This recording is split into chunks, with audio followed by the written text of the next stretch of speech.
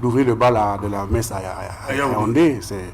C'est un honneur pour nous d'être là comme ça en tant que journaliste du Messager. Donc on vient avec fierté parce que c'est une reconnaissance quelque part de ce que nous faisons chaque jour. On passe de l'écrit à l'oralité et on espère bien être à la hauteur au cours de cette émission qui est très alléchante, surtout quand ça concerne le cardinal, un homme de haute poigne, connu dans ce pays pour ses prises de position, non pas seulement pour l'évangélisation des masses, mais également pour leur culture, leur libération en termes de liberté politique au quotidien. Donc pour moi, c'est un grand honneur, un privilège de parler et de rendre hommage à la mémoire de ce grand homme qui nous a quittés quelques jours. C'est une perte, qu'on le veuille ou pas, pour nous autres, pour la classe politique entière et pour l'Église. Parce qu'en même temps, il était dignitaire de l'Église, en même temps, il était dignitaire de la République, il faut le dire ainsi, par ses prises de position. Il aurait pu être le chef de l'État du pays, s'il avait voulu, je le crois. Il aurait pu être voté, tout à fait, vu la position, ses prises de position, son point de vue sur ce qu'il disait au quotidien. On sentait que c'était un homme presque d'État, vu sa vie désintéressée, un homme de point de vue, franchement, c'est avec beaucoup d'émotion que nous allons parler de lui cet après-midi, ce soir. Voilà. À côté de vous, Aristide Mono. Bonsoir Aristide. Bonsoir Serge Aléotouf, bonsoir à tous les téléspectateurs d'Equinox ce soir, bonsoir aux co-discutants du soir. C'est toujours avec un immense plaisir que j'y réponds à vos sollicitations et surtout lorsque ça se joue à Yaoundé, à domicile, je ne peux que me sentir à domicile, de plus en plus à l'aise parce qu'il n'y a pas le stress du voyage de Douala et tout. J'aimerais profiter de ce propos liminaire pour vous féliciter la grande équipe d'Equinox ce soir au regard des différentes satisfactions qui ont été reconnues par des awards. Equinox ce soir a été présenté comme la meilleure, je ne vais pas dire l'une des meilleures parce qu'il faut être un peu plus juste, un peu plus cru lorsqu'il faut reconnaître le travail qui est abattu par les uns et les autres. Je pense qu'en 2020 ça a été vraiment la totale avec une certaine régularité dans une période de crise sanitaire assez poussée où il n'était pas vraiment question d'avoir 1000 personnes sur un plateau, mais vous l'avez fait à travers la magie du virtuel et je pense qu'à aucun moment personne ne s'est senti vraiment gêné ou agacé par les grandes productions, les hautes productions. Et je pense qu'au-delà des polémiques qui peuvent être entretenues par des uns et des autres sur les critères qui sont arrêtés pour décerner les prix à tel ou tel journaliste, à telle ou telle émission, je pense qu'il doit régner une certaine humilité de la part de ceux qui entretiennent cette polémique, qu'ils travaillent plutôt pour produire, livrer aux Camerounais des émissions où on a la possibilité de tirer sur le présentateur, tirer sur la chaîne de télévision sans toutefois qu'on soit censuré. Donc je pense qu'il est important de reconnaître de manière solennelle en tant qu'observateur et personne ressource de certains programmes d'Equinox, de vous féliciter et de vous souhaiter beaucoup de chance, beaucoup de bonnes choses dans votre carrière. Pourquoi pas être reçu aussi par le président de la République, comme ça a été le cas dans la sous-région récemment. Je vous ai vu, Ophélie et vous, interviewer les hautes personnalités de la sous-région, des présidents de la République. Donc forcément, on s'attend à ce que le président de la République puisse procéder à ce mimétisme qui va apporter quand même un plus à la presse privée qui est aujourd'hui de plus en plus marginalisée, qui se sent de plus en plus frustrée, qui vit dans la galère de manière un peu globale. Ok, merci. J'espère qu'ils ont suivi. Effectivement. Ok, voilà Aristide Mono, je reste quand même avec vous.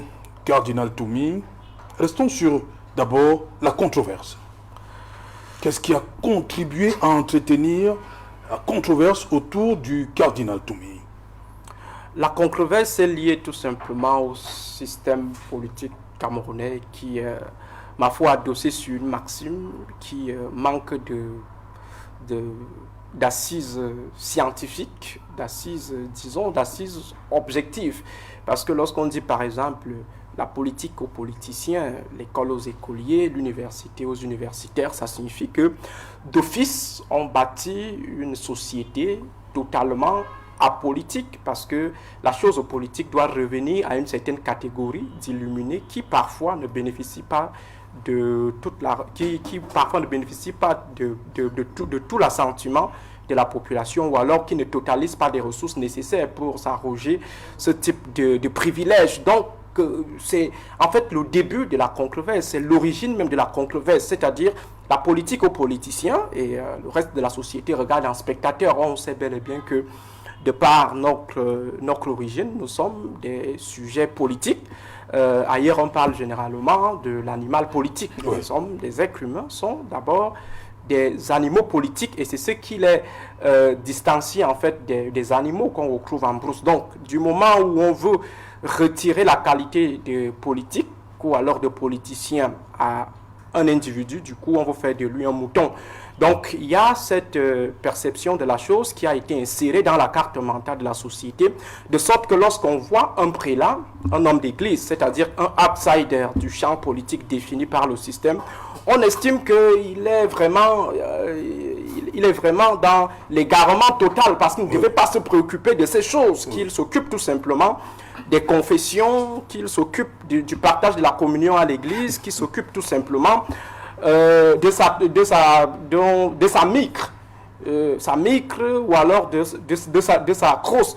Donc il ne devrait pas mettre sa bouche dans des histoires qui sont présentées comme des précarés de quelques illuminés. Et c'est là où se trouve donc le problème. Le cardinal Toumi, c'est quelqu'un qui décide de sortir de cette maxime qui vise à dociliser les Camerounais, qui vise à les marginaliser, à les amener à s'auto-censurer sur des questions politiques. Le cardinal Toumi a dit, malgré la forte politisation de l'Église au Cameroun, lorsqu'on parle de la forte politisation, ce n'est pas parce que le personnel religieux est assez politisé, mais c'est que la hiérarchie, le leadership religieux au Cameroun est totalement politisé. C'est-à-dire qu'il y a certaines considérations politiques qui sont toujours prises en compte lorsqu'on veut opérer, par exemple, un choix, on veut choisir un archevêque, on veut choisir un évêque, ainsi de suite. Donc il y a toujours ces considérations. Mais il a dit, il fait totalement abstraction de cela, il fait abstraction des coûts, parce qu'après il y a souvent des coûts. On a eu des religieux dans ce pays qui ont pris des coups du politique. Il y a ceux-là qui sont même quittés de cette terre du fait du politique, parce qu'ils ont empiété dans ce qu'on peut qualifier du précaré des illuminés politiques. Donc le cardinal Toumi, c'est donc la controverse vient donc du fait que certains ont voulu le cantonner dans sa sphère purement ecclésiastique, mais il a fait des efforts pour démontrer qu'au-delà de tout, on reste d'abord des citoyens. On peut être prêtre, mais on est d'abord citoyen, on appartient à une cité et on a le droit de pouvoir s'exprimer, de dire ou alors de décider. Lorsqu'on n'est pas d'accord, on a également le devoir de participer pour que la société puisse connaître un développement. Et je pense que pour ce qui est de ce premier propos, c'est là où se situe en fait la controverse, c'est-à-dire il est sorti du sentier qui a été défini. On attend l'homme de l'Église. Voilà, et non celui qui vient pas de la politique. Ok, avant de passer la parole à Léopold Dacier, on accueille Arsène Batogo. Arsène, bonsoir, bienvenue. Bonsoir Serge Alentou, bonsoir à tous les téléspectateurs de Equinox ce soir. Le plaisir est pour moi d'être là malgré mon petit retard. C'est pas dans mes habitudes, hein. Vous le savez très bien, toutes mes excuses. Les aptitudes et la politesse des rois. Bien évidemment. Je me souvent dit à Belbengue Moussi. Bien évidemment. Personnellement, parce que je veux qu'on me respecte, parce que je veux qu'on soit à l'heure à mes rendez-vous. Et moi aussi, j'aime bien respecter les autres et être à leur rendez-vous. Je crois qu'aujourd'hui, ça a fait une exception qui n'annule pas la règle. Oui, autant pour moi également de saluer tous les amis politiques qui nous regardent et particulièrement ceux qui sont encore incarcérés. Je pense à notre trésorier national, professeur Alain Foguet. Je pense également au porte-parole du président Maurice Kamto, Bibou Nissak, et les autres 134 prisonniers politiques à Douala, Yaoundé et Yoko qui sont encore incarcérés.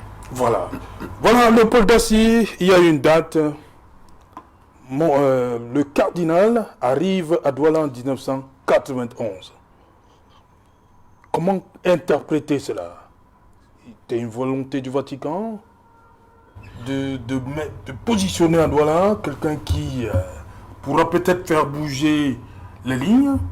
Comment vous interprétez l'arrivée du cardinal Toumi en pleine année de braise? Oui, 91. À Douala, surtout. 91, c'est l'année de braise, comme tu le dis, au Cameroun, surtout avec la chute du mur de Berlin, le vent d'Est qui a soufflé sauvagement sur le continent africain. On sait que Mitterrand quand même a retenu un peu l'élan avec son discours de Bonn. Il dit qu'aujourd'hui c'était une stratégie pour atténuer les impacts de ce vent. Donc lorsque Toumi lui-même, Christian Toumi, le général de Dieu, le vrai, lorsqu'il s'en va à Douala, soit commis par le Vatican ou bien par le dessein de Dieu, qu'il soit au Vatican, je crois que c'est cela, que Toumi soit à Douala ou ailleurs sur le territoire national. Je pense que il était, et là je suis en train de suivre ce que Mono dit tout à l'heure, c'est qu'il est une nuisance pour le pouvoir politique. Je vais finir par là, mais je commence par ici. Souvenons-nous que Toumi se situe dans la lignée des hommes d'église comme Dormont, voyez-vous, qui a donné des sueurs froides et les insomnies au pouvoir d'Amadou Ahidjo à la veille des indépendances et pendant les indépendances, juste après les indépendances. Son rôle avec le maquis pour la libération du Cameroun a été de ce fait déterminant, et vous voyez depuis que finalement il a été exilé au Canada parce que le pouvoir trouvait qu'il n'avait pas sa place au Cameroun du fait de sa proximité, prouvée ou non, avec les maquisards que je mets entre guillemets ou les indépendistes de l'époque. Donc, lorsque Christian Toumi, en 91, déjà il avait déjà commencé à montrer les couleurs lorsqu'il dirigeait la conférence épiscopale du Cameroun, on a vu que c'était un homme qui avait le ton dur et vrai, qui rentrait dans le mille, dans les problèmes dans le mille, sans hésitation, et le disait comme il fallait le dire et sans crainte. Pour anecdote, vous vous souvenez que pendant ce temps-là, le président Biya a donné une limousine, je dirais Mercedes, au président Toumi, et que lors d'une sortie, il est allé de manière véhémente. Il a eu une réplique à notre télévision nationale, et puis dans la mouvance des diatribes qui allaient à gauche, à droite, le président, le cardinal Toumi a dit ceci de manière nette et claire, que si le président de la République récupérait sa voiture, c'est encore là. Vous comprenez? Ça a montré, et nous étions dans une période difficile où les hommes étaient à la recherche des derniers parce que les programmes d'ajustement structurel avaient plongé le pays dans la pauvreté extrême, et que Toumi, j'étais comme ça, à la pâture, et la va-vite, cette offre présidentielle montrait déjà à suffisance aux derniers des Camerounais que c'était un homme intègre. Donc pour moi, lorsqu'aujourd'hui le président, le régime en place, cerne le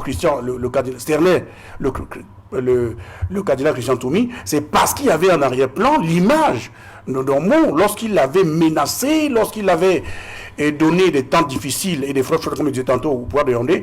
Donc le cardinal Toumi venait comme une récidive, une autre plaie béante qui a, de manière difficile, c'est seulement que le foyer a changé, Konsamba est devenu Douala, et Douala la rebelle. Léopoldo, vous voulez nous faire comprendre que le président Ahidjo avait Monseigneur Dormont, le président Biya a le cardinal Toumi, c'est ça? On ne peut pas conclure de manière aussi merveilleuse que ça. C'est pour vous dire que le président Biya n'a jamais, surtout que les deux sont presque de la même génération, même âge. Donc quand il parlait au président Biya, comme on ne te présente plus à l'élection présidentielle, vous savez qu'il y allait pas du dos de la cuillère, il lui dit de manière claire, comme on dirait un ami. Lorsqu'il a voulu organiser en ce dernier temps la conférence, la troisième anglophone conférence, vous voyez qu'il n'a pas hésité et qu'il a dit de manière claire qu'il est la solution pour le règlement de la crise anglophone. Il est vrai que le président a compris que en laissant la possibilité, là c'est une analyse politique maintenant que je fais, en laissant la possibilité à cet homme d'aller jusqu'au bout de son initiative, certainement qu'il va ressortir de là avec beaucoup de retombées et que le pouvoir pourrait s'affaiblir et que lui serait considéré peut-être, personne ne peut savoir ce que fera Toumi. Souvenez-vous du Gabon à côté où on a vu le père Barbosso chercher à être président de la République. Ça pourrait nous revenir ici au Cameroun. Donc le pouvoir le regarder avec beaucoup de méfiance, disant qu'à tout moment cet homme peut se retrouver dans l'arène politique, et c'était là que Bono disait qu'il pouvait, que c'est pour ça qu'il était combattu. Donc personne ne savait. J'ai suivi un jour même le communicant du RDP, c'est le ministre, le ministre secrétaire, le ministre d'État, Femme d'Angoulou, demandait que s'il veut être candidat, qu'il enlève la soutane et qu'il s'agit dans la faute, dans l'arène. Il l'a dit. Et il l'a pas fait, il est resté ministre de Dieu. Et tout le temps qu'il a été dans son ministère au Cameroun, disons-nous qu'il a géré le pouvoir. Mais on va parler de ça en deuxième partie, certainement, quand on va poser la question. Jusqu'au grand dialogue national, c'est là où j'ai vu Toumi revenir. Mais avant, lorsqu'il a proposé, j'ai entendu les gens de Chevaux à Douala le grand cardinal, tout un cardinal, le premier Cameroun le traité de terroriste. À Douala, on a entendu les hommes politiques camerounais dire comme ça, le traité des terroristes, que ça n'a ému personne dans ce pays, que le grand cardinal Toumi soit traité de terroriste.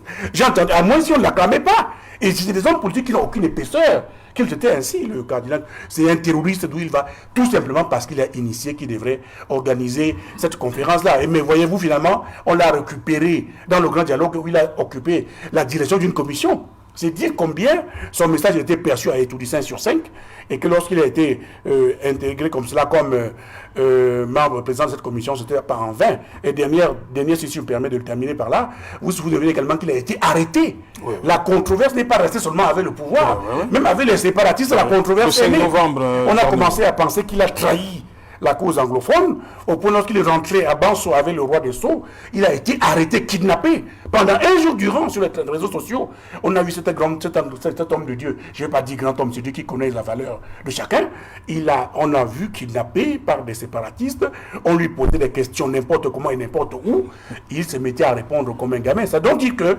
finalement, le pouvoir qui le combattait vers la fin de sa vie, finalement, on a l'impression qu'il s'est rangé, il est revenu à de meilleurs sentiments, peut-on le dire comme ça, mais j'ai l'impression, et il a été finalement combattu par ceux qui semblaient être les siens. Voilà. Arsène Batogo, pour vous, la controverse autour du cardinal Toumi, elle vient d'où? Alors, pourquoi le pouvoir a entretenu cette idée autour du cardinal Toumi? La controverse autour du cardinal Christian Toumi peut venir de plusieurs bords. De plusieurs bords parce que, en tant qu'un homme d'église, un homme de Dieu, il s'est défendu toute sa vie pour garder sa conscience. Garder sa conscience face à ce qu'il voyait et il vivait au quotidien. Les questions de justice sociale, par exemple. Les questions d'inégalité dans la répartition des biens. Les questions de justice dans la gestion des affaires. Des questions, par exemple, de mauvaise organisation des élections. Puisqu'il s'est prononcé sur tous ces sujets, des questions d'équité, des questions de tribalisme, où pour lui, c'était une minorité sur les 230 tribus qui géraient. Donc lui, en tant qu'un homme de Dieu qui doit prêcher la droiture, alors il avait sa conscience et il s'étonnait que la majorité de ces hauts commis de l'État, des ministres et autres, qui sont devenus des voleurs, des prébendiers, aient fréquenté des écoles catholiques, par exemple. Ou à l'école catholique, il y a un enseignement pratique sur la catéchèse, sur la morale, le caractère sacré de la chose publique. Lorsqu'on vous confie la gestion de la chose publique, ça revêt un caractère sacré.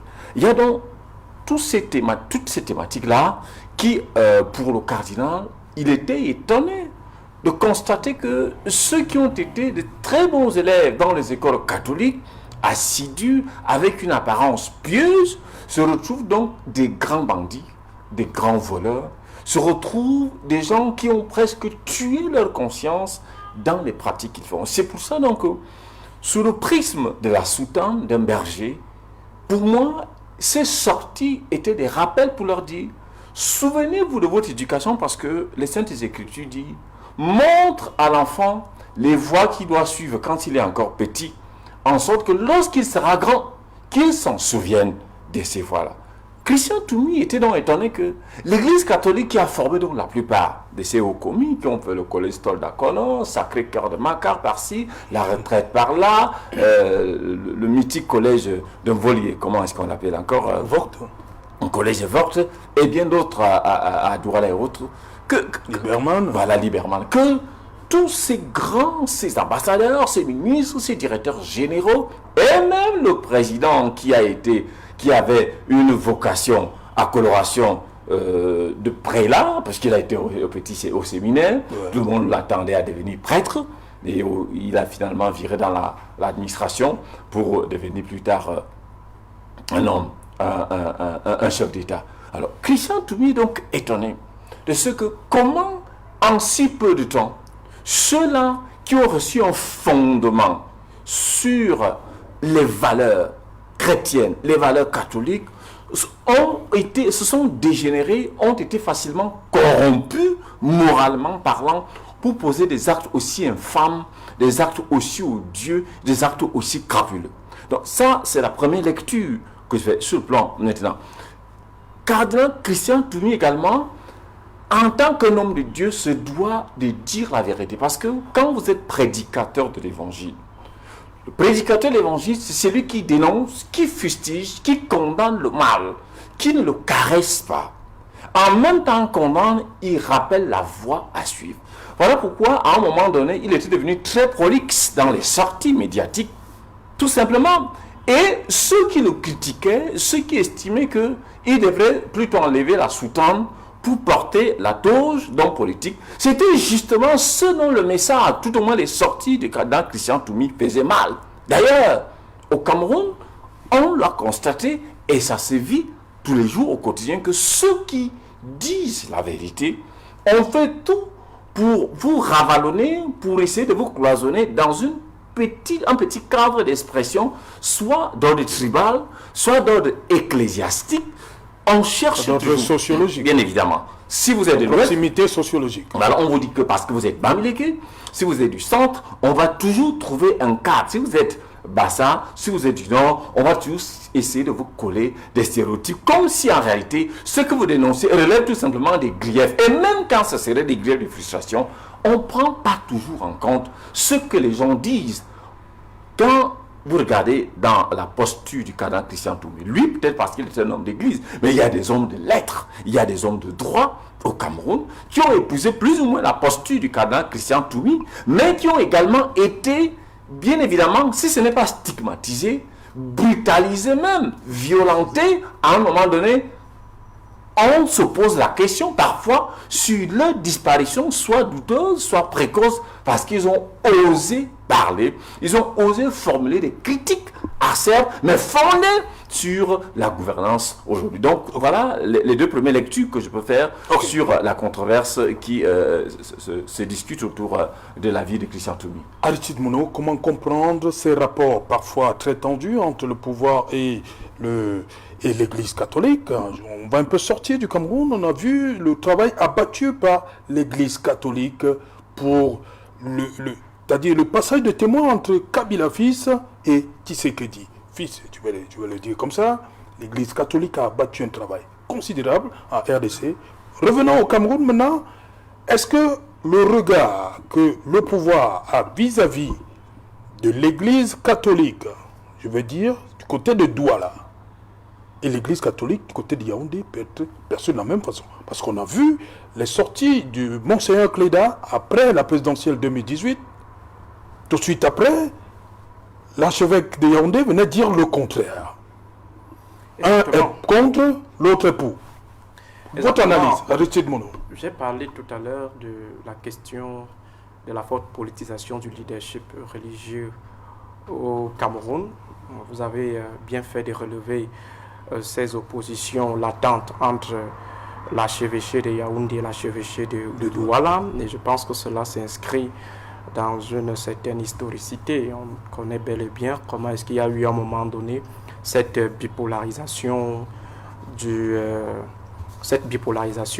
de la conférence épiscopale sur des questions politiques, dans un manichéisme souvent assez ouvert entre les pro-Monseigneur Jean Zoua et les pro-Monseigneur Ndokmo. Donc vous voyez qu'à chaque fois que Monseigneur Ndokmo arrivait à tenir un discours gênant, on activait, on voyait tout simplement Monseigneur Jean Zoua faire une sortie soit pour démentir, soit pour recadrer en disant que c'est ce qui se vit aujourd'hui, Aristide Mouno, que l'Église ne doit pas se mêler de la chose politique parce que c'est le précaré d'une certaine classe. Et aujourd'hui, nous avons cela, Monseigneur Cléda et Monseigneur Jean Barga qui restent dans ces oppositions latentes. On a vu lorsque le Cameroun préparait ses élections de 2018 et pendant même ces élections, on a vu des positions, ma foi, assez questionnables de Monseigneur Barga qui, en fait, était coloré d'une certaine riposte de la part du régime. On a vu à un moment donné Monseigneur Barga tenir un discours pacifiste en rejetant en fait tous les discours qui veulent faire réveiller les Camerounais, que le Cameroun est un pays de paix, ainsi de suite. On a confié notre société à la Vierge Marie et tout ça. Donc vous voyez que ce sont des choses qui ont toujours existé. Et Douala s'est toujours positionné, l'archevêché de Douala s'est positionné à l'ère du retour au pluralisme comme ce pôle de l'opposition à l'intérieur de l'Église catholique, et Yaoundé est resté dans son confort de pro-régime. Et Monseigneur, le cardinal Toumi, a su tenir en fait une certaine vie décomplexée vis-à-vis de certaines personnalités. Léopold le relevait tout à l'heure lorsqu'il avait à parler des choses de la nation. Il ne passait pas par le discours dormant de l'Église catholique ou alors de l'Église en général, parce qu'il faut dire que ce discours n'est jamais proactif. Ça veut dire que lorsque les problèmes commencent, on ne voit pas l'Église, mais c'est lorsque on se rend compte que la situation est en train de vouloir dégénérer que l'Église arrive en pompier. Et pourtant, on veut une Église assez avant-gardiste. Et le cardinal Toumi représentait cette Église avant-gardiste. Je pense qu'il a été... je vais retrouver l'un de ses derniers propos accordés à Jeune Afrique. Il disait que il faut que le parti au pouvoir ne gouverne pas en pensant qu'il sera là éternellement. Il doit écouter les voix de l'opposition, écouter la jeunesse, sinon ça va exploser. Ça c'est... Et nous sommes là en mars 2016. Mars 2016, autour de septembre 2016, nous avons la crise anglophone qui déclenche. Donc vous voyez que il n'a pas attendu comme les autres, parce que les autres attendent plutôt que la situation dégénère pour venir maintenant identifier les fauteurs de troubles, pour maintenant jeter ceux qui revendiquent en pâture. Et pourtant, il est important de dire également à celui qui s'accapare en fait de la chose de nous tous, de procéder au partage, c'est-à-dire le Vatican national. On lui demande de partager. Or, les autres attendent plutôt qu'on procède aux revendications pour venir dire calmez-vous, bon, il va vous donner. Et pourtant, il observait la scène depuis. Donc, le cardinal Toumi, c'est ce prélat décomplexé, ce prélat qui était proche des prélats de la théorie de la libération, de la théologie de la libération, c'est-à-dire que ceux-là qui pensent que l'Église ne doit pas se comporter comme des spectatrices, mais plutôt des actrices en fait de la société, parce que l'Église n'évolue pas en marge de la société, l'Église évolue dans la société. Et en Afrique, et au Cameroun en particulier, c'est l'Église catholique au Cameroun qui doit fonctionner suivant les réalités camerounaises, suivant le contexte camerounais avec ses besoins et ses exigences. Or, qu'est-ce qu'on a aujourd'hui? Il y a une Église dominante qui veut se comporter comme l'Église catholique en France, comme l'Église catholique en Italie, comme l'Église catholique en Allemagne. Et pourtant, de ce côté, il y a déjà quand même un seuil de développement acceptable. Il y a un minimum qui a été acquis. Et aujourd'hui, on n'a plus besoin de faire recours à cette ressource pour venir intervenir dans le champ du fonctionnement de la société. Or, dans notre contexte, qu'est-ce qui se passe? On procède à un mauvais mimétisme. C'est-à-dire que le prélat peut être avec vous dans un arrondissement. Vous avez un curé. Il voit comment est-ce que vous vivez dans le noir pendant une semaine, y compris lui-même. Il n'y a pas de l'eau pendant 3 jours, 4 jours, 5 jours, mais il est le premier à aller faire des accolades au maire de la place, aller au deuil de manière un peu sélective, parce qu'il faut dire aujourd'hui qu'on a une catégorie d'hommes de Dieu qui a cette propension à aller beaucoup plus vers ceux qui ont un peu de sous. Donc si vous saisissez par exemple tel évêque ou tel curé pour venir dire une messe à votre deuil, immédiatement, il essaye de calculer, de voir où est-ce que le pognon peut être un peu plus élevé, et immédiatement, il décline votre offre. Donc, il faut dire que le cardinal Toumi est sorti de ce schéma pour se positionner comme l'évêque au Cameroun, comme l'archevêque au Cameroun, le cardinal en Afrique, c'est-à-dire c'est lui qui doit être le berger. Qu'est-ce qu'on entend par pasteur? Pasteur, c'est celui qui suit les moutons en brousse. Oui. C'est celui qui suit les ouailles. Donc, c'est-à-dire qu'il est leur esclave et à chaque fois, il faut qu'il se rassure que son bétail est toujours en bonne santé, se nourrit. Sinon, c'est une perte totale parce qu'il est dans un travail totalement de berger. Donc, il a pris la mesure de cette lourde responsabilité et il s'est trouvé un petit couloir qui lui a permis de partir avec tous les honneurs, de partir avec toute la respectabilité. Monseigneur Dormo, on l'a vu, Monseigneur, le cardinal Toumi, oui. Voilà, on l'a vu prendre des risques. Et Léopold parlait tout à l'heure de la presse à gage qui n'a plus de limites, qui n'a pas peur de la soutane pour des considérations politiciennes, parce que vous n'êtes pas d'accord sur la manière de gérer la cité. Immédiatement, on peut vous diaboliser et on peut vous traiter de tous les noms. Monseigneur, le cardinal Toumi a été présenté comme un ambazonien. Il y a eu des titres où on présentait le cardinal Toumi comme un ambazonien. Et ce qui est curieux, c'est que il y a une certaine hypocrisie post-mortem. Donc aujourd'hui, des gens qui l'ont traité de terroriste, qui l'ont traité d'ambazonien, sont les premiers à le sanctifier, c'est-à-dire à vouloir le canoniser. Et pourtant, de son vivant, on connaît bel et bien les positions ou alors des mots qu'ils ont eu à formuler à l'endroit de cet homme de Dieu qui n'avait qu'un seul objectif, qui n'avait qu'une seule ambition, c'est de voir le Cameroun debout. Malheureusement, il est parti. Il n'a pas laissé ce pays debout, parce qu'il faut le reconnaître de manière péremptoire. Le Cameroun n'est pas debout du moment où on a des gens qui accouchent encore dans les brousses, du côté du Nozo, du moment où on peut avoir des attentats à n'importe quel moment dans l'extrême nord ou dans le Nozo. Le Cameroun n'est pas en paix et les signaux aujourd'hui sont des signes de détresse. C'est-à-dire que le Cameroun ne rassure pas pour le moment sur le plan sécuritaire, sur le plan économique. Le pays ne rassure pas. Donc, le cardinal Toumi quitte avec un sentiment totalement mitigé, mais de notre point de vue d'observateur, on peut tout simplement rassurer le prélat du fait qu'il a combattu le bon combat, il a accompli sa mission.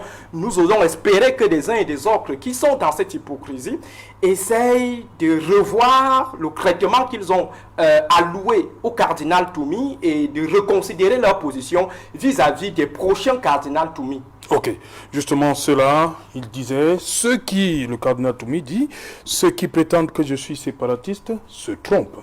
Pourquoi lui coller cette étiquette de séparatiste? Du fait de ses origines, tout simplement? Le Cameroun, selon les derniers sondages que j'ai lus dans une revue américaine, a 38% de catholiques, 24% de protestants, je crois 14% de musulmans. 38%, c'est énorme. Et la voix de Christian Toumi porte. Donc, s'il y a une masse au Cameroun qui pèse, c'est cette masse catholique qui est une église, qui est forte et qui peut être debout comme en RDC. Donc, s'il faut la fragiliser, il faut déjà commencer sur le plan politique à fragiliser ceux qui ont des voix qui portent à l'intérieur de cette église-là. Et c'est dans cette optique-là que je perçois cette précipitation à classer sans honte le cardinal Toumi au rang des terroristes ou des séparatistes ou je ne sais plus quoi. Bien, s'il était terroriste, ça tombe bien. Comment donc comprendre qu'il a été invité au grand dialogue et a présidé toute une commission? Est-ce que les terroristes présidaient la commission? Je n'en sais absolument rien. Notons pour la deuxième chose que le cardinal Toumi, que les gens ne savent pas, c'est un monsieur qui avait fait des études assez poussées. Ce n'est pas le tout venant qu'on a ramassé dans la rue d'à côté. Et qui comprenait, lorsqu'il parlait de l'État, lorsqu'il parlait de politique, il comprenait de quoi il s'agissait. Et le pouvoir à côté, en face, comprenait également de quoi il s'agissait. Donc le combat du régime vis-à-vis de Christian Toumi n'était pas forcément qu'on voulait qu'il disparaisse, non. C'était pour amoindrir, pour rendre sa voix faible, pour ne pas dire à fond et à tonne à la limite. Et dans ce sens-là, je crois que le pouvoir a largement réussi, et parce que, qu'on le veuille ou pas, il a été fragilisé à gauche et à droite, combattu en interne, combattu sur le plan politique, etc. Je vous ai dit tout à l'heure, j'ai entendu des hommes politiques camerounais qui l'ont traité de terroriste, et que jusqu'à aujourd'hui, ils n'ont été inquiétés ni de gauche, ni de droite, ni par la même société, puisqu'ils continuent à aller à l'église catholique, ces gens-là. Donc pour moi, et je vois que pour beaucoup de Camerounais, là, le départ de Christian Toumi, c'est un départ, il était âgé 91 ans, on célèbre son départ, nous tous allons tous partir, un jour ou l'autre, il s'en va les armes à la main. Je dis, ce n'est pas pour rien que le président lui a confié, je crois que c'est lui qui l'a fait, la commission, une commission dans le dialogue, je ne sais pas trop bien laquelle, c'était quelle commission de réinsertion exactement. Des réfugiés. Oui. Lorsqu'on l'arrête, il était en train de faire partir le fonds de Sceaux de Yaoundé à Kumbo pour qu'il participe effectivement à l'élection régionale, aux élections régionales, en tant que chef traditionnel.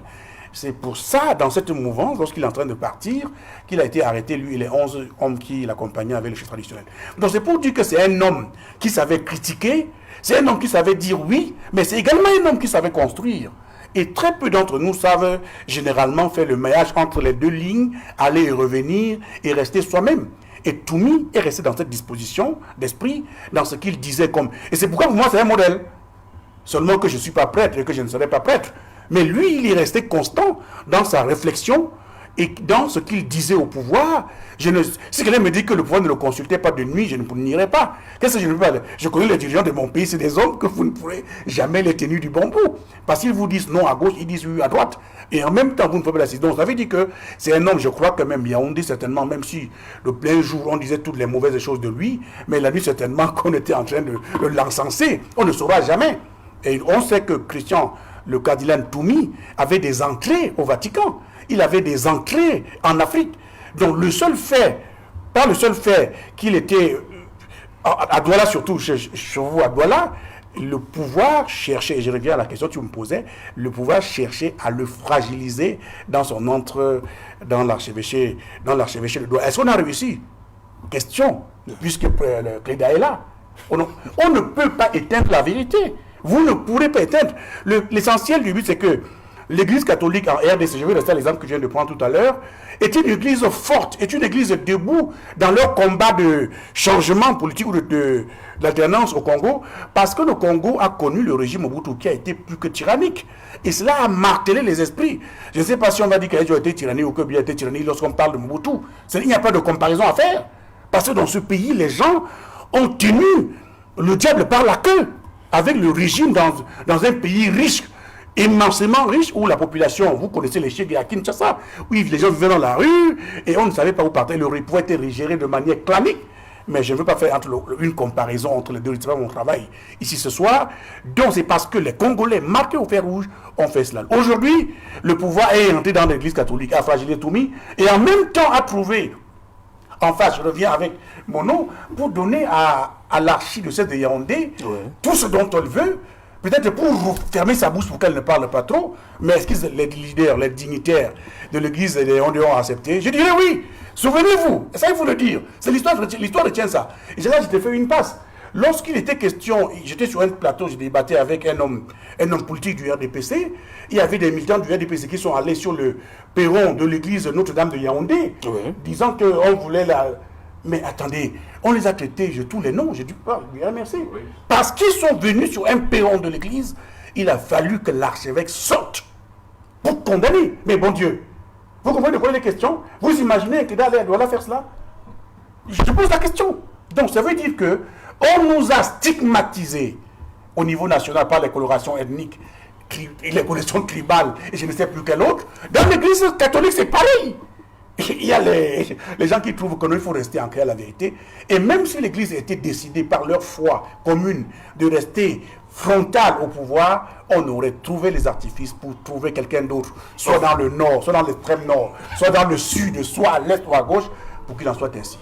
Voilà, Arsène Mbatogo, tout le monde le sait, hein, le 5 novembre 2020, le cardinal Toumi a été kidnappé pendant 24 heures, mais pendant qu'il était avec ses hommes armés, il a réaffirmé son opposition à la fermeture des écoles. Il leur a tenu le langage de la vérité.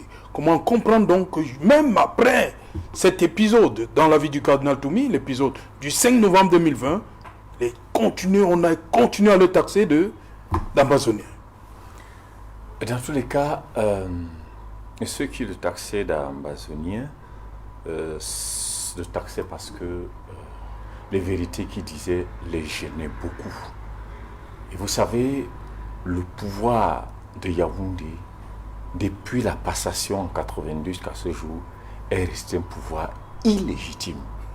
Illégitime. Il est resté illégitime. Parce que quand vous regardez les élections de 84, 88, 92, 97, 2000 et 2004, Christian Toumi a été assermenté. Et de douane au 25, il n'y a pas le salaire, il n'y a plus rien à manger. Oh, je l'ai touché plus tard. Avec le voyage et le long rang qu'il y a là-bas. C'est madame. Déjà, d'habitude tu